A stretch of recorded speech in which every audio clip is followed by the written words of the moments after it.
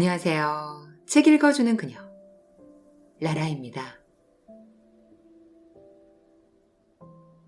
제가 오늘 소개해드릴 책은 내가 유성처럼 쓰러지는 모습을 지켜볼 운명이었다입니다.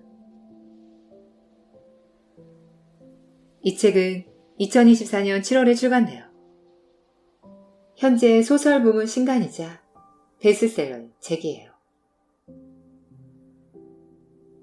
출판사는 필름, 저자는 미나토쇼, 옹기니는 황누리님입니다.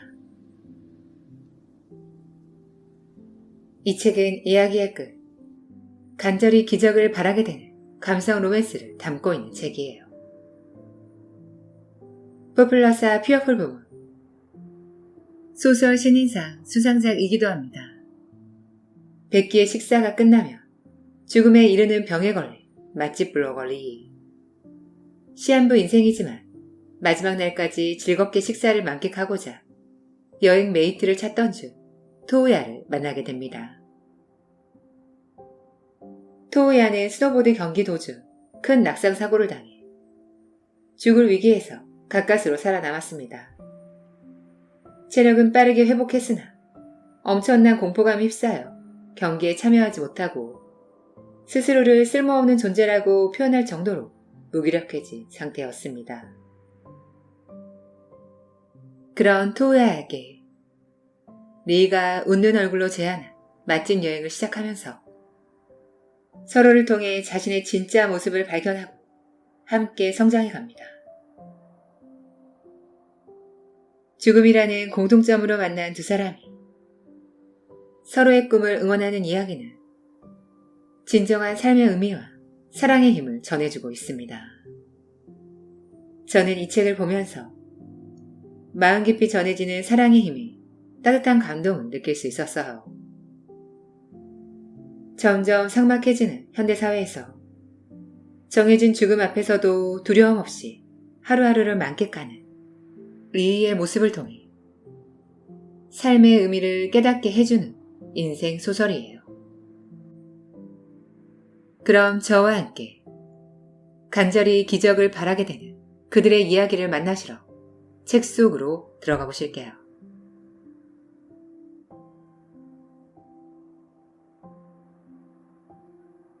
우리는 모두 어찌 보면 여명백식 잠복기를 앓고 있습니다.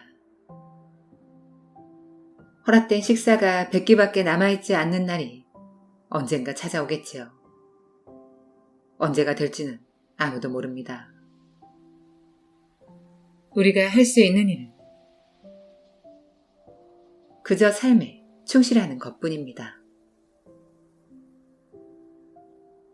죽을 때를 기다리는 너와 죽을 때를 놓친 나, 이 두 운명이 아니었다면 우리는 영영 만나지 못했을 테니까. 생사를 넘나드는 중상을 입고 구사일생으로 살아났지만 트라우마로 인해 무력한 나날을 보내던 무로사키 토우야는 어느 날 100끼의 식사가 끝나면 죽음에 이르는 희귀병인 여명백식에 걸린 여자 사키무라 리이를 만난다. 리이는 수명이 닿을 때까지 함께 밥을 먹을 상대를 찾고 있었고 정해진 죽음 앞에서도 두려움 없이 하루하루를 만끽하는 리에게 흥미를 품은 토우야는 리의 맛집 여행에 동행하기로 한다. 늘 한박 웃음을 지으며 맛있게 밥을 먹는 리. 그런 리에게 점점 마음이 이끌리는 토우야.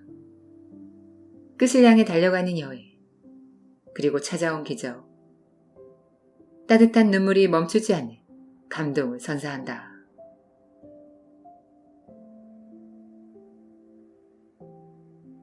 별을 눈에 담을 때마다 지치지도 않고 생각한다. 내가 여명백식이라는 악마 같은 병에 걸리지 않았더라면 조금은 다른 날들이 우리를 기다리고 있지 않았을까. 남을 가만히 놔두지 못하는 너는 엉덩이가 무거운 나를 여기저기에 데려가려고 살살 구슬릴 것이다. 수족관이나 플라네타리움, 아니면 영화관 오고 가까운 공원에라도 가자고 말이다. 밥을 먹을 때마다 행복한 기색을 숨기지 않고 맛있어 하고 나에게 미소 짓는 너. 쑥스러운 나머지 하고 짧은 대답만 돌려주는 나. 그런 식으로 하루하루를 보내며 여러 해를 넘기고 나면 우리는 구체적인 미래를 꿈꾸기 시작하겠지. 아이는 몇 명이 좋겠어. 이름은 뭐라고 지을까? 낯간지러운 감정을 품고 행복한 대화가 오갈 것이다. 머나먼 미래에 머리가 새하얗게 흰 채 나란히 걷는 우리의 모습을 어렴풋이 그려본다. 그래, 두 사람의 삶이 앞으로도 오랫동안 계속되리라. 믿어 의심치 않은 이 세상의 수많은 연인처럼. 하지만 내가 사신에게 사로잡히지 않았더라도 우리에게 그러한 행복은 결코 찾아오지 않았을 것이라는 사실을 깨닫고 나의 현실 도피는 무자비하게 종말을 맞이한다. 죽을 때를 기다리는 너와 죽을 때를 놓친 나. 이 두 운명이 아니었다면 우리는 영영 만나지 못했을 테니까. 그날 내가 유성처럼 쓰러지는 모습을 나는 지켜볼 운명이었다.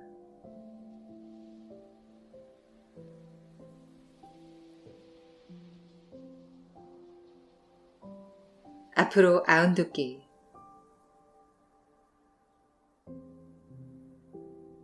오래 기다리셨습니다.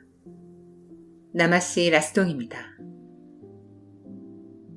점원이 내려놓은 덮밥에 투명함이 감도는 잿빛 뱅어가 수북히 쌓여있다.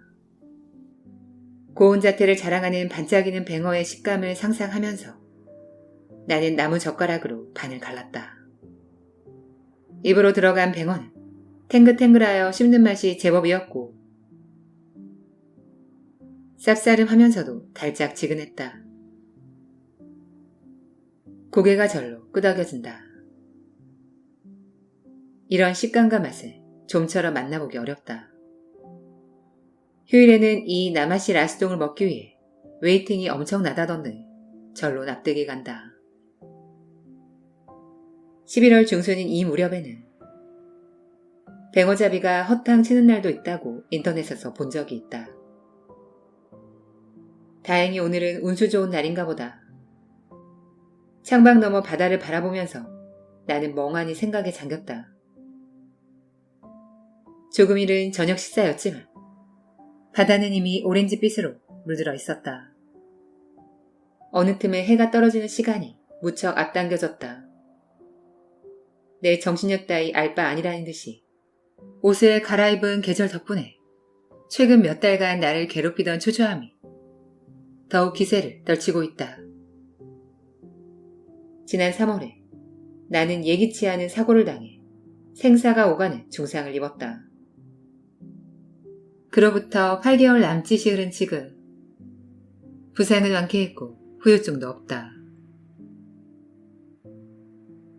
아니 마음은 여전히 혼수 상태에서 헤어나오지 못했다. 사고를 계기로 나는 완전히 무기력해졌다.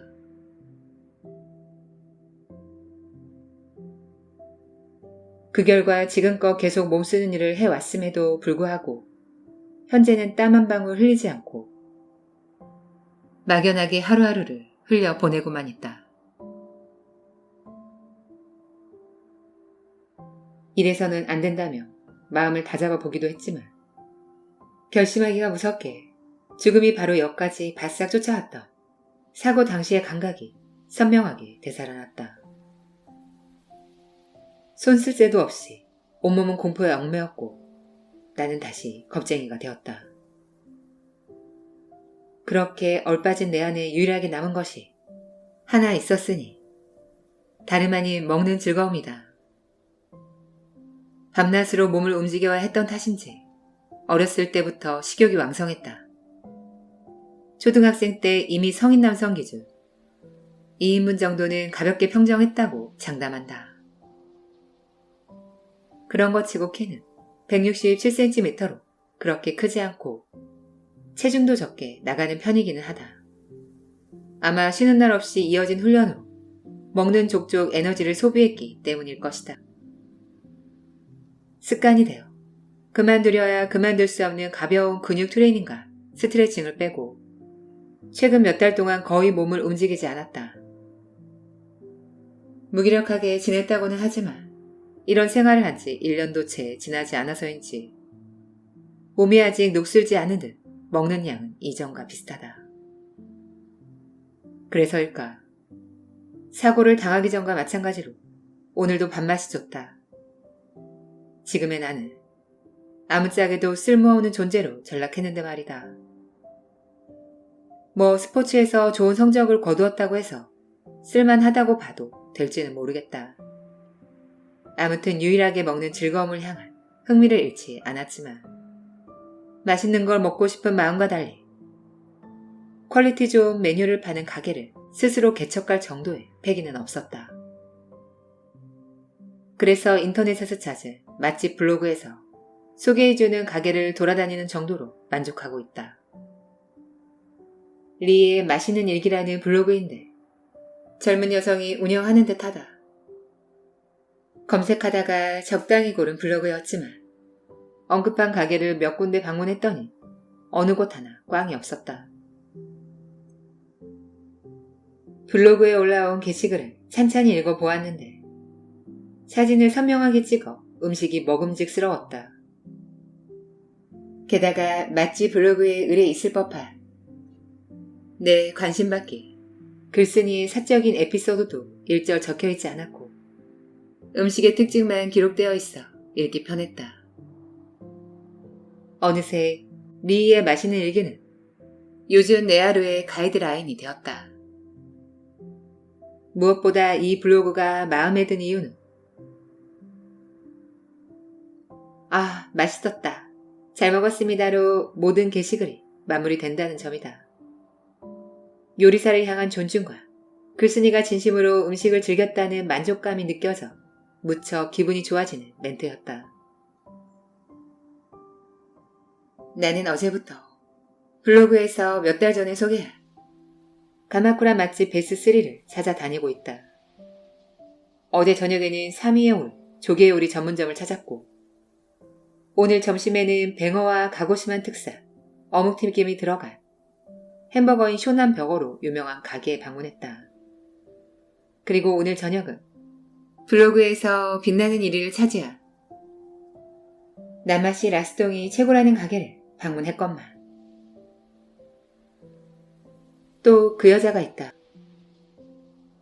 어제 저녁에 갔던 3위 가게에도 오늘 점심에 갔던 2위 가게에도 그 여자가 있었다. 즉 나와 새끼나 가게가 겹쳤다는 뜻이다. 나이는 나와 비슷한 또래인 듯 했다. 맑고 투명한 피부는 더없이 매끈해 보였고 곱게 뻗은 콧날은 영화 속 여배우처럼 매력적이었다. 눈꼬리가 올라가 고양이를 연상하는 커다란 두 눈은 호기심에 가득 찬 듯 빛나고 있었다. 정지 화면이라면 누구나 인정할 미인이다. 하지만 3위 가게에서도 2위 가게에서도 그리고 오늘 이 가게에서도 여자는 만연의 웃음을 가득 띠고 입을 크게 벌려 음식을 맛보고 있다. 덕분에 움직이는 여자에게서 쾌활하고 건강하다는 인상이 강하게 풍겼다. 식사하는 모습도 아주 깔끔하여 전혀 개걸스럽게 보이지 않았다. 마치 식품 광고를 보는 듯 눈이 즐거웠다. 나와 같은 블로그를 봤겠지. 가게가 3번이나 겹쳤으므로 틀림없다. 그렇지만 블로그에 올라온 게시글은 수십 개가 넘는다. 그중 딱 하나의 게시글에서 소개한 가게를 같은 타이밍에 방문하는 것. 우연치고는 너무나 공교로웠다. 괜히 신경이 쓰여 남아시 라스동을 먹으면서 나도 모르게 여자가 있는 쪽을 일끈거렸다. 내가 앉은 테이블에서 빈 테이블 하나를 사이에 두고 건너편 테이블에 여자가 앉아 있었다. 어제 봤을 때와 마찬가지로 변함없이 맛있다는 듯 여자는 나마시 라스통을 만끽하고 있었다. 오버사이즈 파카에 스키니 팬츠를 입고 니트 모자를 쓴 캐주얼한 차림이었는데 제 몸에 맞게 핏이 딱 떨어져 남다른 센스가 엿보였다. 아, 맛있었다. 잘 먹었습니다. 여자가 두 손을 모아 웃으며 말했다. 그러고 보니 2위 가게에서도 3위 가게에서도 같은 행동을 했던 기억이 났다. 함께 온 사람도 없는데 말이다. 잠깐만. 그 말은 리의 맛있는 일기 게시글마다 등장하는 마무리 멘트였다. 그렇게 생각하던 차에 여자와 눈이 마주쳤다. 이어서 여자가 왜인지 관찰하는 것처럼 눈을 가늘게 뜨고 가만히 나를 쳐다봤다. 멋쩍어진 나는 눈을 피했다. 그러자 여자가 자리에서 일어나 나를 향해 걸어왔다. 저기, 안녕? 말을 걸어와 하는 수 없이 다시 여자 쪽으로 고개를 돌렸다. 멀리서 봤을 때는 어른스러운 미인이었는데 코앞에서 커다란 눈을 마주하니 성숙하기보다 귀여운 이미지에 가까웠다. 뭐야? 혹시 리의 맛있는 일기에 올라온 가마쿠라 맛집 베스트3 보고 온 거야? 초면인데도 부침성 좋게 쌩글거리며 허물없이 말을 걸어왔다. 그럼에도 신기하게 껄끄럽지 않았다. 처음 말 섞는 사람한테 잘도 웃어주네. 맞아. 고개를 끄덕이자 여자의 얼굴이 환히 빛났다. 마치 눈앞에서 꽃망울이 터져 꽃이라도 만개한 듯 눈부셨다. 맞췄다. 우와, 뿌듯한걸. 왜? 그 블로그 주인이 나니까. 진짜? 깜짝 놀랐다. 블로그 게시글마다 등장하는 말을 똑같이 한다는 사실을 눈치채기는 했지만 설마 본인일 줄이야. 상상도 못했다. 여자가 내 맞은편에 앉았다. 그리고 턱을 개더니 거리낌 없이 나를 뚫어지게 바라봤다. 지금 몇 살이야? 하는 일은? 21. 아무 일도 안 해. 정면으로 시선이 부딪히자마자 날아든 질문에 무시하지 못한 채 대답했다. 그런데 대뜸 적당한 거짓말이 튀어나왔다. 스노보드 종목 중 하나인 하프 파이프에서 그럭저럭 성적을 내긴 했지만 내 인지도는 그렇게 높지 않았다. 하프 파이프에서 활약하는 훨씬 유명한 선수가 있어서 스포트라이트는 아무래도 대개 그 선수에게 쏟아졌기 때문이다. 그 탓에 내 존재조차 알지 못하는 사람이 많았다. 무슨 일을 하는지 묻는 걸 보니 내 정체는 모르는 듯 했고 그런 사람에게 구태여 신분을 밝힐 필요는 없었다. 게다가 날아오를 수 없는 하프파이프 선수는 백수와 다름없다. 그럼 나보다 한 살 어리네? 동안이라서 더 어릴 줄 알았는데. 그리고 일을 안 해? 아싸! 왜 그렇게 좋아해? 이해가 가지 않았다. 그 편이 좋아서. 무슨 말이야? 내 블로그 읽을 정도면 보나마나 우리 둘 식성이 잘 맞겠지? 내 질문에는 대답하지 않은 채 여자는 상체를 앞으로 숙이며 살짝 흥분한 기색으로 말했다. 남이 하는 말을 귀담아 듣지 않는 성격인가? 그렇다면 멀리하고 싶은 타입인데. 그럴 수도 있고. 세상 무해해 보이는 것도 합격. 역시 내가 좋겠다. 여전히 내가 아무 일도 하지 않는다는 소리에 기뻐하는 이유를 알 수 없었고 내가 좋겠다라는 말에 담긴 뜻도 짐작조차 가지 않았다. 다 떠나서 세상 무해해 보인다라는 평가는 의외였다. 한창 경기에 출전했던 시기에는 눈매가 매서워서 다가가기 어렵다는 이야기를 자주 들었기 때문이다. 틀림없이 지금 내 표정이 얼빠져 보이는 거겠지. 내가 좋겠다니. 도대체 무슨 뜻이야? 아, 맞다. 여행 친구로 좋겠다고. 성격도 무던해 보이고 마음 편하게 같이 돌아다닐 수 있을 것 같아서 딱 좋겠어. 이번에는 내 질문에 제대로 대답했지만 오히려 머릿속은 더 혼란스러워졌다. 여행 친구라고? 맛있는 거 찾아다니네. 여행하자. 우리 둘이. 여행? 응, 한 달 정도. 그냥 같이 맛있는 거 먹으러 돌아다니는 거야. 어때? 무슨 말을 하는 거야? 당연히 안 되지. 여자가 눈을 반짝이며 제안했지만 나는 눈살을 찌푸리며 차갑게 대꾸했다. 정말로 이해할 수 없었다. 오늘 처음 본 사람한테 왜 그런 부탁을 하지? 애초에 나는 쓸데없이 생각하고 싶지 않아서 블로그에 소개된 가게를 돌아다니는 중이었다.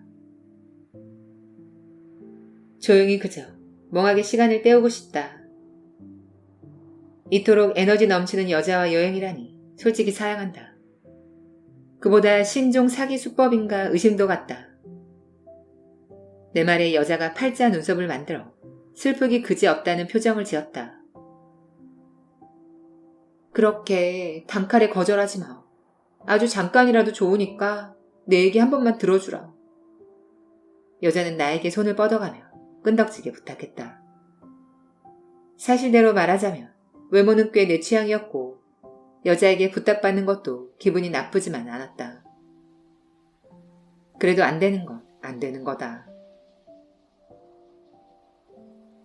이만 가볼게. 두 손으로 싹싹 빌어도 결정을 바꿀 생각은 없었다. 한시라도 빨리 여자를 따돌리고 싶어서 자리에서 몸을 일으켰다. 아이, 부탁이니까 진짜 잠깐만.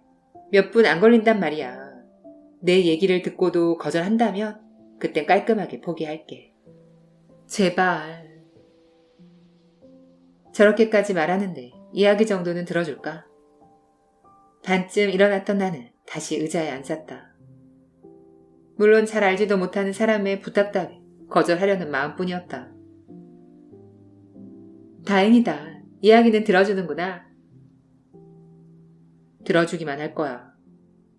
짧게 대답하자 여자가 빙그레 웃었다. 후후, 하지만 내가 쉽게 거절하지 못할걸? 알았으니까 본론부터 말해. 사람 참 빡빡하네. 알았어. 실은 나 여명백식에 걸려서 시한부거든. 뭐라고? 생기 넘치는 여자의 이미지와 동떨어진 시한부라는 단어가 튀어나 온몸이 굳었다. 그래서 앞으로 100번. 아니다. 이제 92번이구나. 앞으로 92끼를 먹고 나면 난 죽어. 눈 하나 깜빡이지 않고 태연하게 웃으며 말한다. 죽음이라는 말을 입에 담은 얼굴이라고 생각하기 어려울 만큼 해맑았다. 여명백식. 나도 자세히는 모른다.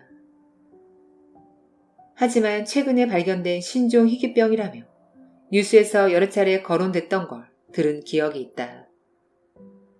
식사할 때마다 여명지수라는 명칭의 체내 수치가 감소하고 그 수치가 0이 되면 몸의 기능이 정지하여 죽음에 이르는 기묘한 병. 현재 별다른 치료법이 없어 환자는 오로지 밥을 먹으면서 죽음을 기다릴 수밖에 없다고 했다. 환자가 초기 증상을 호소한 후 검사를 거쳐 병을 진단받는 시점에는 대체로 남은 식사 횟수가 100끼 정도이므로 여명백식이라는 병명이 붙었다고 어디에선가 들었다. 여명백식에 걸리면 남은 식사로 무엇을 먹을 것인가. 어느 유명인이 여명백식으로 세상을 떠났을 때 SNS에서 그런 주제가 화두에 오르기도 했다. 지금 거짓말한다고 생각하지? 나는 수긍했다. 그도 그럴 것이. 여자는 너무나도 생기발랄했고 죽음의 그림자 따위는 한치도 보이지 않았다. 앞으로 100개만 먹을 수 있는 사람이 이리도 씩씩할 수 있을까? 죽음은 두렵다. 난 죽지는 않았지만 죽기 일보 직전까지 갔었고 다른 사람보다 죽음에 대한 공포심이 클 수밖에 없었다. 그 결과 나는 아무것도 할 수 없게 되었다. 지금껏 인생의 전부를 걸고 임했던 스노보드조차도 말이다. 유감이지만 거짓말이 아니야. 자, 여기 증거. 여자가 갖고 있던 배낭에서 클리어 파일을 꺼냈다.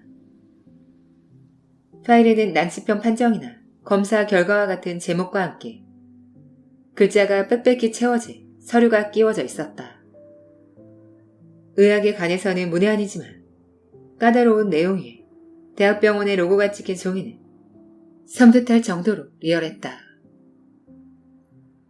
기왕 이 병에 걸렸으니 앞으로 남은 100개는 맛있는 것만 먹고 죽자고 결심했어. 아, 맛있었다. 이제 후회는 없어. 그렇게 생각하면서 죽고 싶달까? 깜짝 놀라서 말문이 막힌 나를 보고 여자는 여전히 스스럼 없이 말했다. 그렇구나. 이유는 이해가 간다.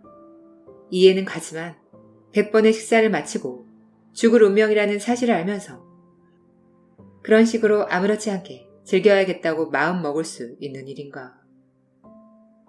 그런데 혼자서는 뭘 먹어도 지루하더라고. 먹다 보면 다른 사람이랑 막 얘기하고 싶잖아. 이거 맛있다 그러면서. 그래서 함께 다닌 사람이 어디 없을까 찾고 있었지. 왜 하필 그 사람이 생판 모르는 나야? 가족도 있고 친구도 있잖아. 역시 여자 이야기는 온전히 믿기 어려웠다. 여명백식에 걸렸다는 이야기조차 진짜인지 거짓인지 판단이 서지 않았다. 설령 사실이라 해도 마지막 여행이니 속마음을 터놓고 이야기할 수 있는 사람과 함께하는 편이 일반적이지 않은가. 가족이나 친구들은 슬퍼할 게 분명한 걸. 그런 사람들하고 어떻게 밥을 맛있게 먹어. 그러니까 지금까지 나랑 아예 남남이었던 사람이 좋아. 나를 깊이 생각하지 않는 사람. 납득이 가는 듯 가지 않는 듯 갈팡질팡했다. 나라면 마지막 순간은 가족이나 친구 혹은 연인과 함께하고 싶을 텐데. 물론 지금은 솔로지만. 미안하지만 솔직히 오늘 처음 만났는데 그런 걸 감당하기엔 너무 부담돼. 사실대로 말했다. 당연히 지금은 여자의 이름도 모를 뿐더러 조금 별난 사람이라는 정도 말고는 어떠한 감정도 없다. 당장 내일 눈앞의 여자가 죽는다고 해도 살짝 가슴이 아픈 선에서 끝나겠지.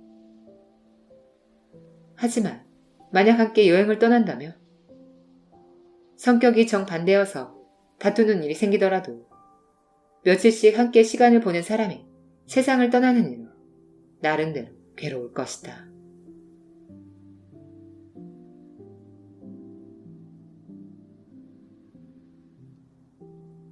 지금까지 책 읽어주는 그녀 나라였습니다. 오늘도 끝까지 들어주셔서 감사드려요. 우리 구독자님들, 장마도 끝나고 본격적인 폭염이에요. 휴가 기간이라서 도로도 좀 한가한 것 같아요. 어디에 계시든지 오늘 하루를 소중하게, 지금의 삶을 충실하게 저는 항상 여러분을 응원합니다. 아시죠? 사랑합니다.